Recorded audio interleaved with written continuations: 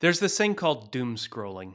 I do it sometimes. Maybe you do too. I dive into my news feed in this or that social media platform. Sometimes it's an actual news feed of headlines. Tonight, the worst day for Today, stocks. we are diving into the world of YouTube. Today, Secretary of State Marco Rubio. But I'm not reading stories. I'm not engaging in social media. I'm just scanning the headlines and thinking to myself, wow, I am very different from these people. I mean, why would they believe that? Why would they think it's funny to share that? It makes me feel disconnected. I feel a sense of fragmentation rather than community. We aren't celebrating where we agree, and sometimes it feels like we disagree more than we agree. And then I feel lonely. It's strange because I'm not alone. I mean, none of us are. There are 8 billion people on this planet, and yet so many of us feel alone. We know this is a problem. According to the World Health Organization, 25% of older adults are socially isolated. As many as 15% of adolescents are lonely. And social disconnection is unhealthy. It's just as unhealthy as smoking 15 cigarettes a day. If you're socially disconnected, your risk of heart disease goes up 29%. Your risk of a stroke goes up 32%. This might be why Japan and Great Britain have ministers of loneliness, because loneliness is dangerous. But there is hope. I'm Marcus Goodyear from the H.E. Butt Foundation. This is the Echoes Podcast. On today's episode, we welcome our guest, Dr. Warren Kinghorn. Dr. Kinghorn is a clinical psychiatrist and a theologian. He's the co-director of the Theology, Medicine, and Culture Initiative at Duke University. And recently, he was featured in Echoes magazine, where he talked about the medical and theological roots of loneliness. I'm here with my co-host, Camille Hall-Ortega. Hi, Marcus. Warren, we're so glad to have you. I'm so glad to be here. Thank you all. Yeah, thank you. Yes, welcome. Now, you are a psychiatrist, and so what would you say to a patient who tells you they're deeply lonely? I am a psychiatrist. I'm specifically a psychiatrist who works with veterans in the VA medical system. So most of my patients are men because that's the composition historically of the military. Many of them have served in war. All of them have served in the military. And as you point out, many of them are lonely. And I'm also a teacher and professor at Duke University, and I work with students who are surrounded by other students, and yet many of them also are lonely.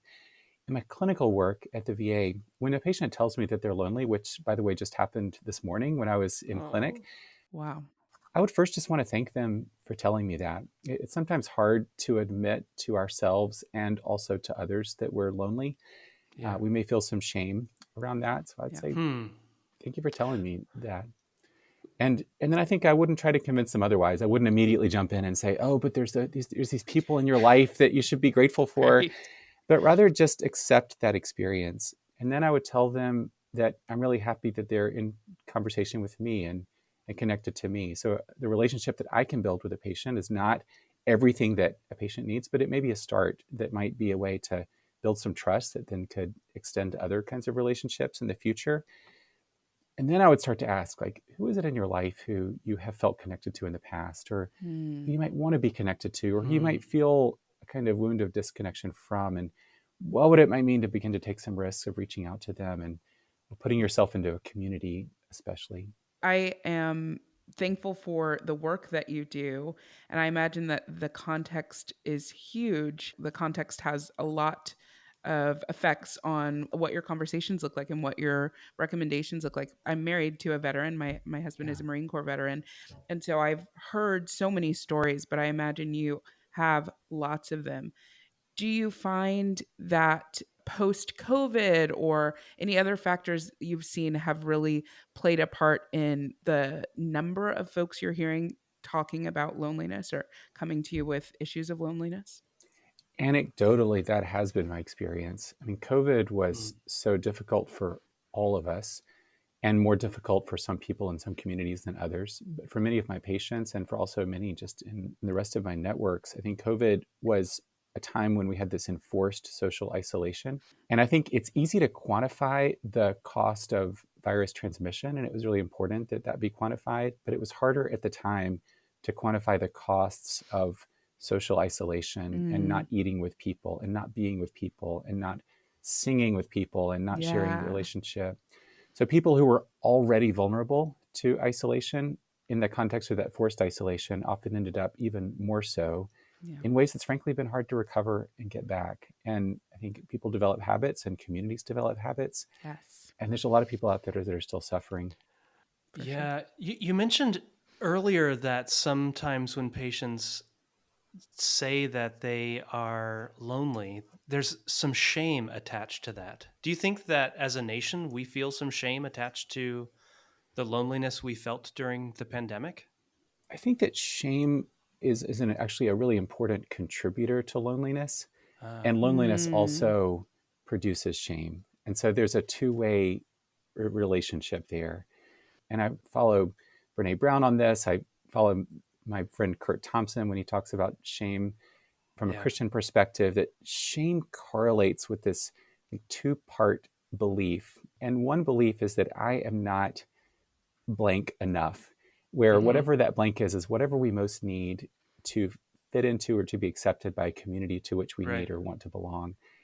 And then the other part of that is when people realize that I'm not blank enough, like I'm going to be excluded from this community. I teach at Duke University in an Right. elite university. That might be something like I'm not smart enough, or I'm not well Mm. read enough, or I'm not, athletic enough, or I'm not, progressive enough, or I'm not conservative enough, or whatever it is that we feel like we need to belong. And then in response to the emotion of shame draws us into ourself, it actually leads us to disconnect from others because we don't want to be vulnerable to being ostracized. Hmm. And yet that then cuts us off from those relationships that we need. And so Right. shame produces isolation, and then isolation produces shame. And we find ourselves in this like toxic Cycle. cycle. Yeah, that's very Yeah. hard to get out of. And I think I see a lot of students in that cycle. I see patients in that cycle. I see myself in that cycle. Yeah. Can you talk about that? Because I'm a psychiatrist and Right. a theological ethicist, I've spent a lot of years in school, and I know what it means to be a student as well as what it means to be a professor. Yeah. I think about all of those years that I spent in school and all of those times when I didn't ask the question that I thought was maybe the uninformed question, because I didn't want Mm. people to look at me and say, "Oh, like you really don't belong here, do you?" Yeah. Uh, You didn't want to ask the stupid question. Yeah. Right. Oh, And man. I don't know that I ever sought out the conversation with either a professor or with friends or with others where I just said, I'm really not sure about these questions, because I didn't want people to say, "Oh yeah, maybe you actually don't really belong here." That then kept me from having connections, having yeah. relationships that would have been really helpful. Mm. In my story, something that played out over a long period of time. I've worked on that, but I think that it's something that I think a lot of students feel, a lot of people in workplaces feel, a lot of Yeah. people in churches feel sometimes. Some imposter syndrome, right? Some Absolutely. yeah, or Yeah, you're and your neighbor next to you is going, "Oh, I want to ask this question, absolutely. but but I don't want anyone to think it's kind of dumb," and you're thinking the same thing, and that Right. connection would come if one of you was brave, right? Yeah. And the problem with Hmm. imposter syndrome is we all think that we're the only one that has it. Yes. Yeah. And students think that they're the only ones who have it. But I'm like, well, it's pretty common. And your professors were students once, and even professors have it. I'm not sure I really expected this to get so quickly down the road toward belonging and thinking Mm. about like belonging as maybe an antidote to loneliness or our inability to feel belonging as the source of loneliness. Do you think about belonging a lot? I do. And when I think about belonging, I'm always finding myself quoting the formulation of my friend and colleague John Swinton. And John, when he talks about belonging, he talks about the difference between inclusion and belonging. And because we talk a lot Right. in church circles about how can we be inclusive, we talk in educational circles about how can we have inclusive communities. And John says inclusion is good. It's good to want to be inclusive, but it's a low bar and it's not enough. Mm, Because frankly, to be inclusive, all you have to do is to not turn away people that come to you. mm. So anybody that is in a church sanctuary on a Sunday morning and has gotten in the door is included because they haven't been turned away. Right. Right. But John's point is that inclusion isn't enough, because you can be in a space with 50, 100, 200, 1,000 other people, and yet no one is actually caring about you. No one is loving you. No one is even making an effort to connect with you. So he said Uh, belonging is different from inclusion, because to belong, you have to be missed. right. Someone Ooh, needs to long for you when you're not there and to say, yeah, we need you to be a part of us. And that's a higher threshold, but that's actually what we most need as human beings. really good. I think that's just tapping into some of the things, these universal desires that connect us. that many of us fear the vulnerability that it requires to sort of admit those needs and admit those Yeah. desires. But we all know that Yeah. we all want to be seen and known and loved. Yeah. And it takes some risk to put Mm. yourself out there. So you talked about going through shame with community, and then we were talking about these different forms of community where these things we call community, but we're all sitting down, facing the same direction, not really engaging. Nobody's missing me if I'm not there. I Mm. definitely feel that. Why is community so hard? I mean, sometimes it feels like diet and exercise where we know what we're supposed to be doing and Mm. we're just not doing it. But maybe it's not even that simple. Maybe it actually is hard. And I'm just curious if you could talk a little bit more about what makes a community thrive.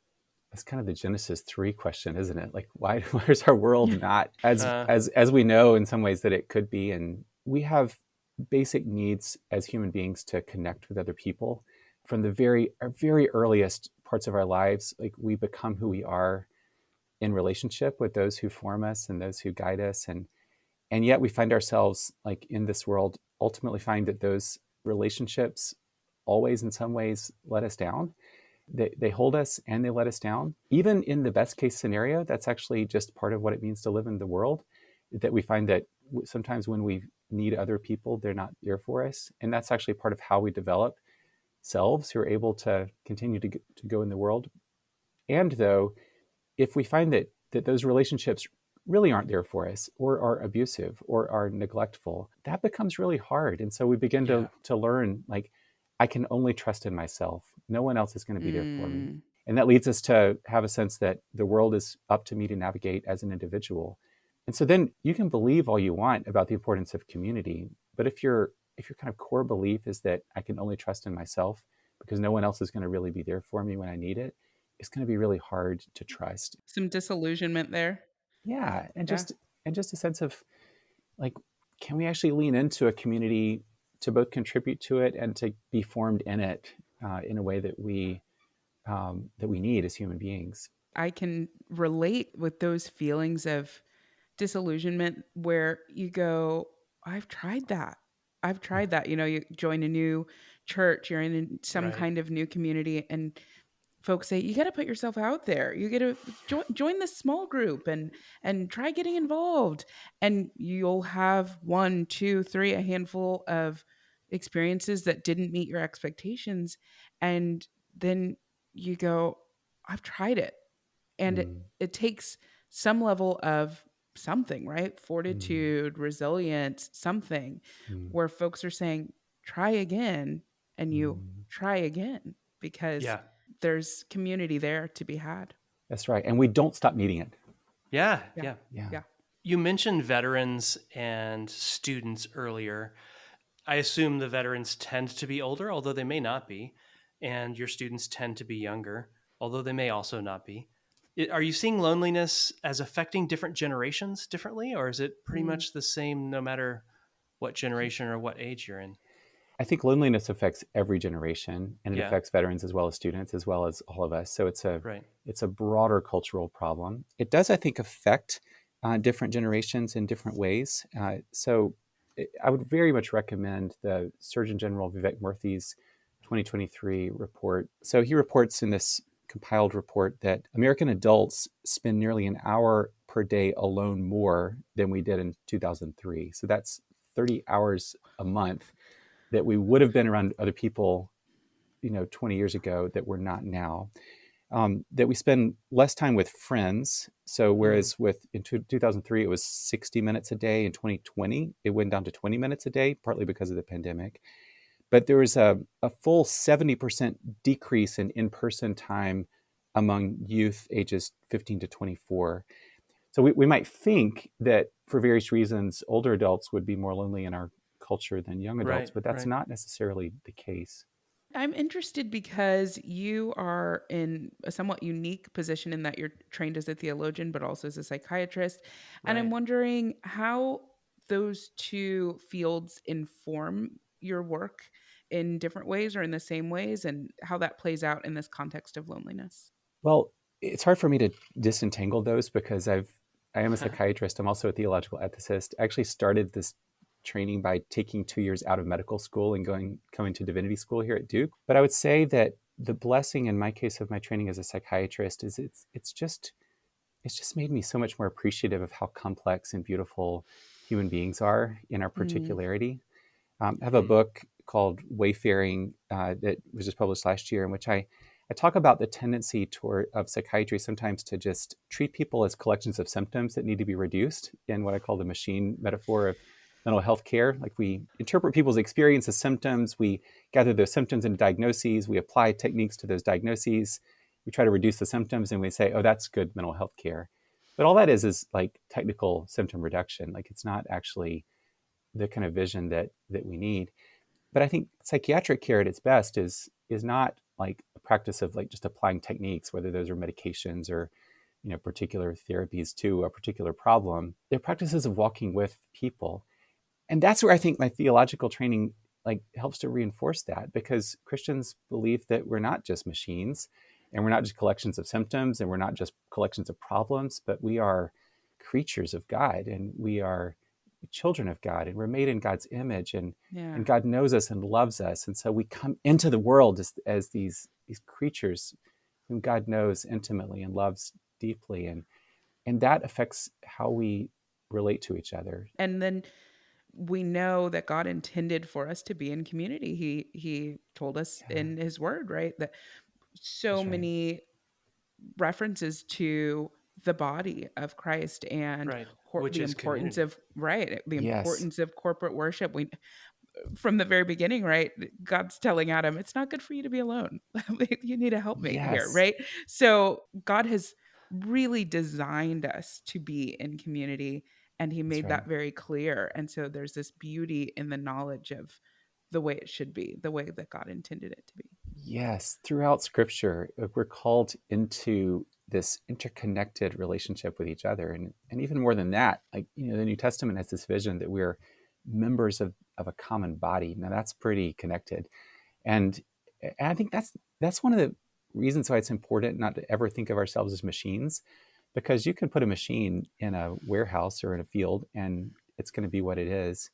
But creatures are not machines, and we're living creatures who need each other and who need nourishment, who need care, and who need love. And so I always try to, how do we not even use language to describe ourselves? Like I have a pet peeve about the language of resilience, because it's drawn from physics, and you could apply it to a Mm. steel Oh, bar. It's just oh, like right. bending back where you were before. And Right. and stress, and in my world of medicine, the language of burnout, which is something that rockets do and machines do. But Yeah. we're not machines that like burn out and need to be refueled and recharged. We're creatures who need to be cared for and loved. So we've talked about a whole bunch of things. I think I want to go back to the idea of kids. So you're working with students, and we've been talking mostly about people who experience loneliness, but I wonder Mm, about the people in relationship to them, and the mm, parents. Like, I have kids in college right now, mm, and I worry about them. I mean, they're mm, doing great, but sometimes you get these calls and your heart breaks, and mm, they want to see a psychologist or a psychiatrist or a counselor, and mm. that means that something is wrong. And so I worry, as parents of college students, or Camille has Yeah, I have younger littles. kids. Yeah, yeah. How do we teach our kids to find community?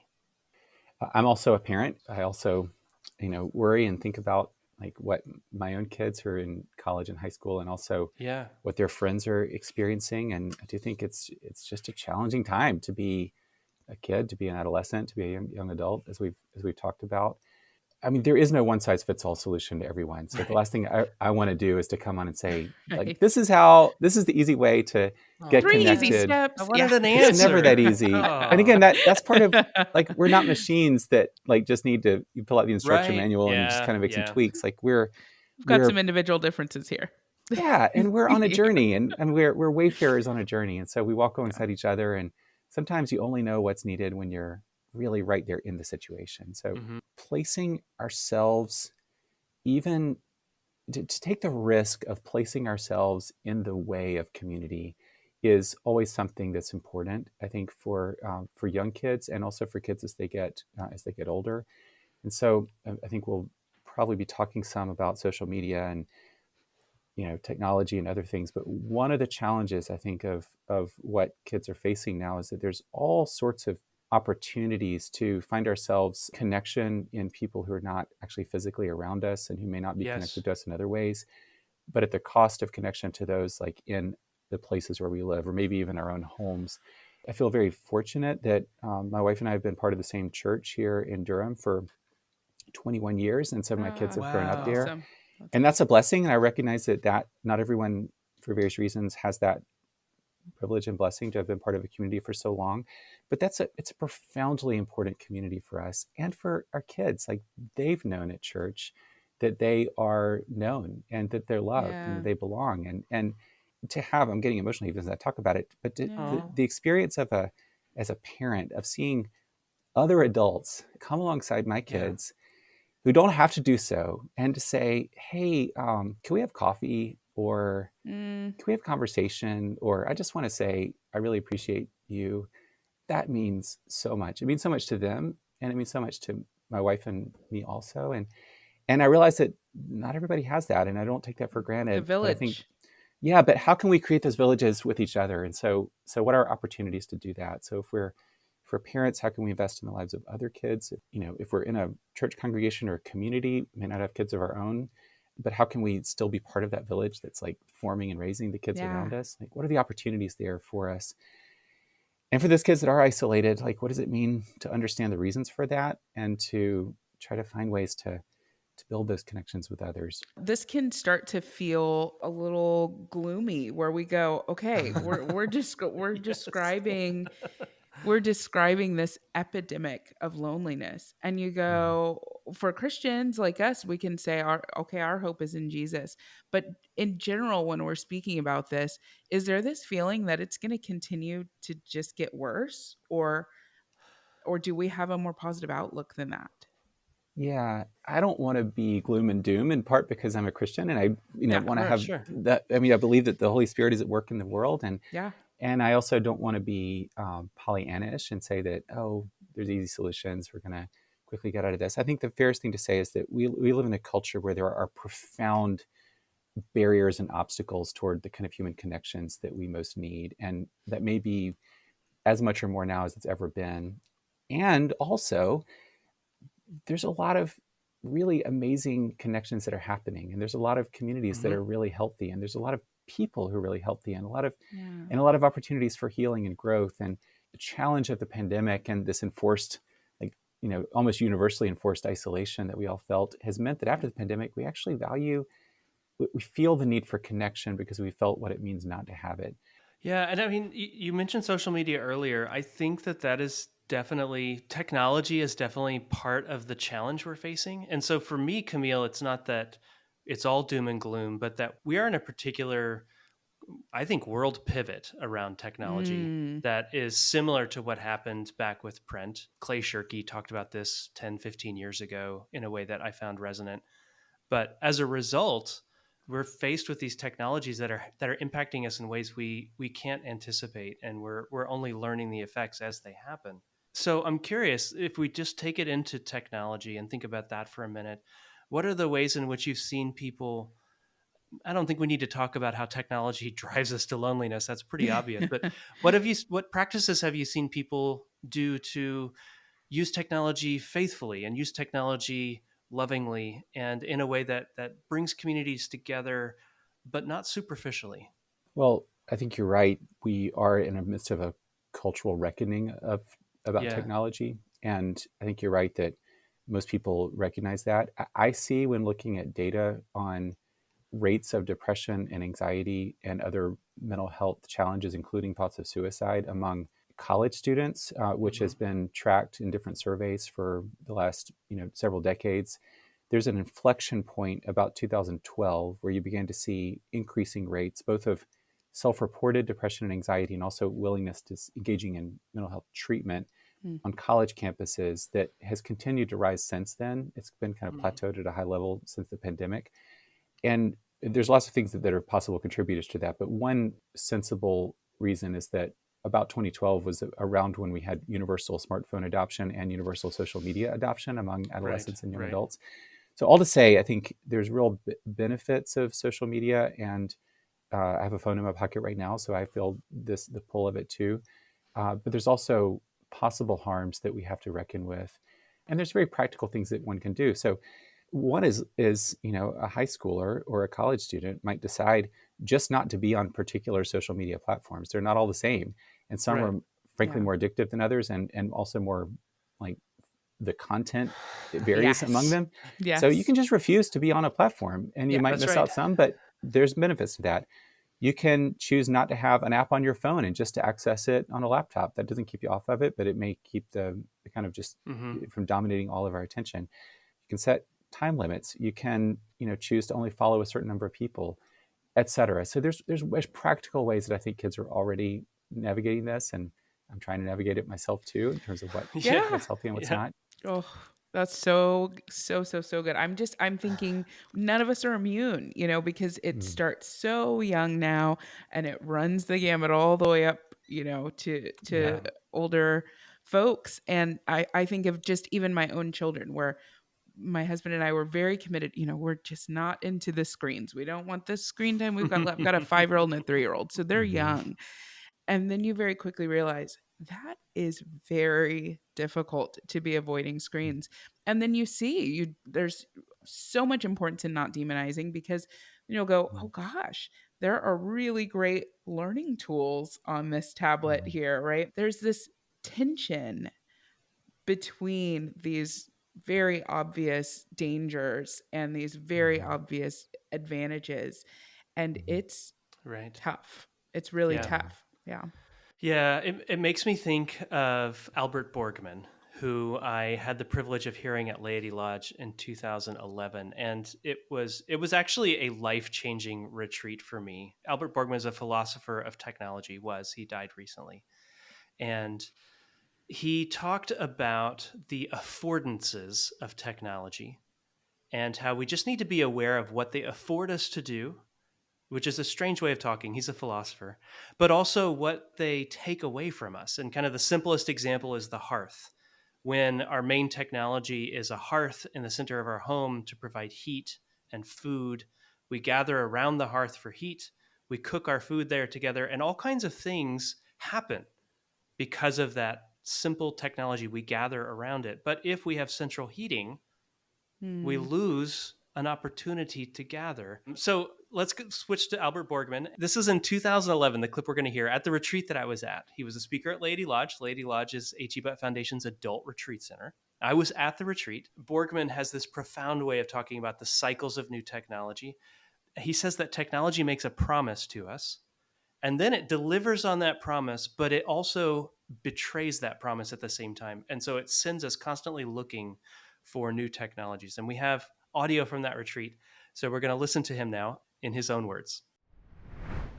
The treachery of what seems to be the success of the dominant culture is that it promises, it fulfills the promise, and then it betrays the promise. And so there's the succession of hope for this new thing, that new thing, fueled by the establishment itself through advertisement and through all the misty-eyed reactions to new things. And there is, in fact, this brief high of, yes, there it is. There is the new shiny thing. There's the new wonderful opportunity. And then it ebbs.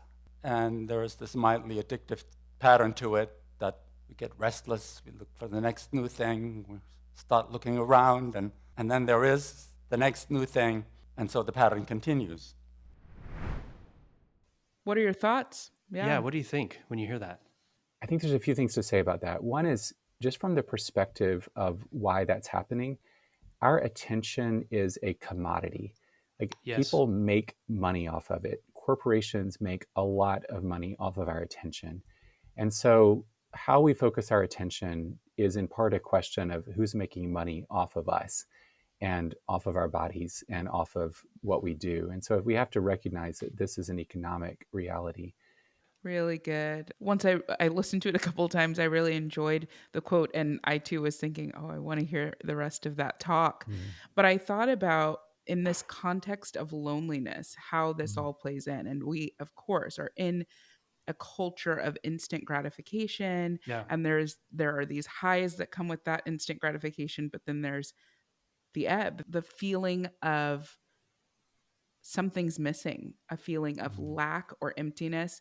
And I believe that that also ties directly into loneliness, that at its core is a feeling of something missing. Yeah, that's right. Part of what I struggle with, and I've noticed, I kind of came of age when the internet was also just coming of age, and so I noticed my own attention is less than it used to be. It's gotten harder for me to stay focused. One thing to just acknowledge is that we are in a very unique cultural age. Like every other age of human history would have included a lot of time when there was nothing other than the people and the natural world around us to occupy our time and attention. So for a lot of people, that would have been a farm or Right. the kind of rhythms of a village, or, there's, lots of ways that could happen. And nowadays, I think, just speaking from the first person, I think I often don't know what to do with myself if I'm sitting in a place and I don't have anything immediately in my hand to either read or listen to or scroll through or other things. So what does it mean to actually be able to sit with ourselves in our solitude and to have the confidence that that space will be filled in ways that we need for it to be filled? Really good stuff there. I'm speaking this to myself, by the way. Yeah, Like, yeah. Yeah. I'm taking notes. Yeah. Why we're nearing time, but I have to ask, why does our culture not allow that, do you think? Or what would it look like for our culture to allow that more? We listened to a clip by Albert Borgman before. Another philosopher who I really love and who I've used and I think is really profoundly helpful lived a few years before Borgman. His name was Josef Pieper. He lived from about 1910 to late 1990s. He was a German philosopher German Catholic philosopher who was an opponent of the Third Reich, but then mainly came into his own watching the rebuilding of Europe after the Second World War. And what he noticed was that Europe, and I think we could also say the United States at that time, was occupied with kind of logics of efficiency and production and productivity. And he began to wonder, like, what's lost in that? So even in our language, even in English, like we talk about the weekend, which is a term of absence, but not a holiday, which is what the holy day, which is what the Sabbath is for. We talk about going on vacation, which again is a term of absence, but not about going on a pilgrimage or a feast, which is a term of presence. And he basically says we've oriented all of our culture around efficiency and production. And I think in our modern United States, and maybe even especially now, we value ourselves and others value us as human beings according to our ability to produce and to consume. And so we're all participating in this system of like relentless production, productivity, and consumption. Actually, the point of human life is the feast, and it is worship, and it is play, in the sense of being able to like co-create with God in the world and to be able to glimpse the beauty and goodness that's all around us. And so part of it's just like finding ways to allow ourselves to glimpse that broader vision of who we truly are. Oh man. So good. I love that. That's so That good. was perfect. Yes. I think that's a great place to end. Yes. Thank you, Warren, for really helping us unpack some of the complexities of loneliness, but also to highlight the hope that we all have. We appreciate it. All right, Warren. Thank you. Dr. Thank Kinghorn, you. thank you so much. Thank you all so much. The Echoes podcast is written and produced by Camille Hall-Ortega, Rob Stennett, and me, Marcus Goodyear. It's edited by Rob Stennett and Kim Stone. Our executive producers are Patton Dodd and David Rogers. Special thanks to our guest today, Dr. Warren Kinghorn. Dr. Kinghorn recently spoke at Laity Lodge, and you can read a story about that retreat online at echoesmagazine.org. While you're there, consider subscribing. You'll receive a beautiful print magazine each quarter, and it's free. You can find a link in our show notes. The Echoes podcast and Echoes magazine are both productions brought to you by the H.E. Butt Foundation. You can learn more about our vision and mission at hebfdn.org.